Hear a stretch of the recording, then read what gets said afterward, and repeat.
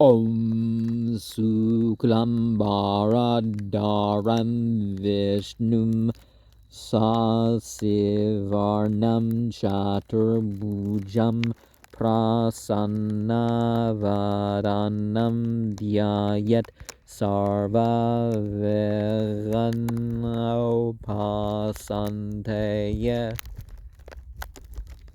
Yes. Eradicate obstruction. I'm meditating on the all-pervasive, the white cloth wearing, with the moon coloring, with forearms and placid expression on face. Sant akaram Gujagasayanam Padmanabham Suresam Visvadaram Gaganasarasam Mangavarnam Subhangam Lakshmi Kantam Kamalanayanam Yogibir Dhyana Gamyan Vande Vishnum Bhava Bhaya Haram Sarvalok Aikanatham. I'm saluting you as the sole master of the universe.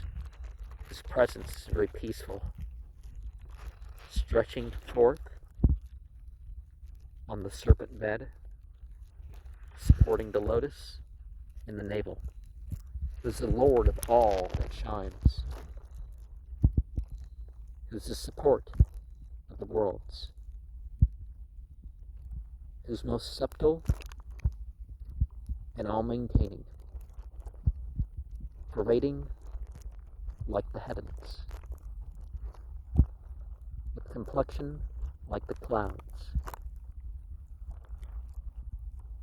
The very beautiful forms belong to it.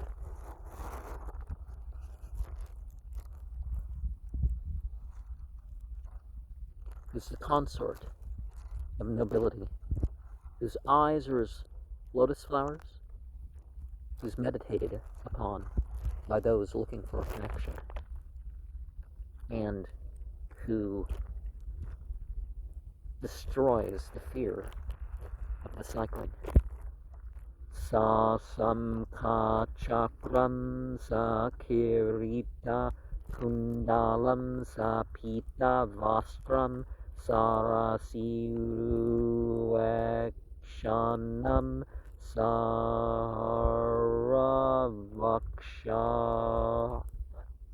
sthala kaustuba sriyam namami Vishnum Sirasa Chaturbhujam.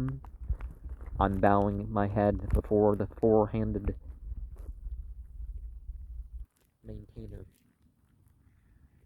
sporting with his hand the Sankhya and the discus, adorned with a crown and ear pendants, wearing the yellow cloth, eyes resembling lotus, chest beautified by many necklaces, and the Kastuba mark. Now you can tell by certain marks where alliance lies and that sort of stuff. And one of the things that we find is the symbolism of what is in the hands, and the combinations in some of these representations have particular numbers, and those particular numbers represent something further. And so we're worshiping the god of that which others consider to be gods and goddesses.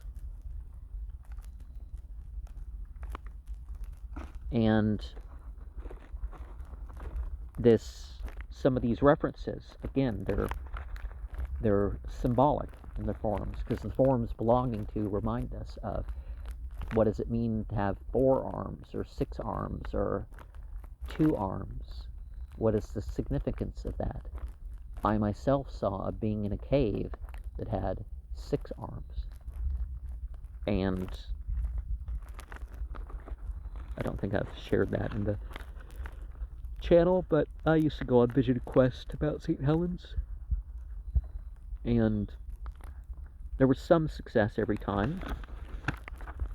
One time it wasn't quite as much as expected, and one time, the flashlights, 20 years ago weren't as good as the ones now.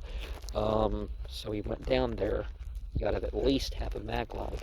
So standard lights, when the power goes out, those big square things weren't cutting it.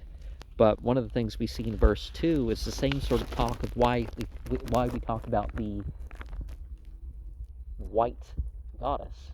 It's not a race thing, it's subtleness and stuff. So we have mother, father, child. And that's also the stages of development, as people can call it. And so the serpents can be considered as symbols of the duality and things that move. But deity itself isn't the duality. And any difficulties in life, anything that we consider the actual limits, well, deity decides the real limits. And so we have lunar symbolism and solar symbolism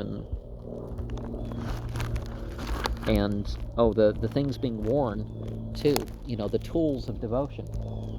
Sometimes they're just ornaments, but necklaces and stuff can be symbolic accoutrements, counting the japa.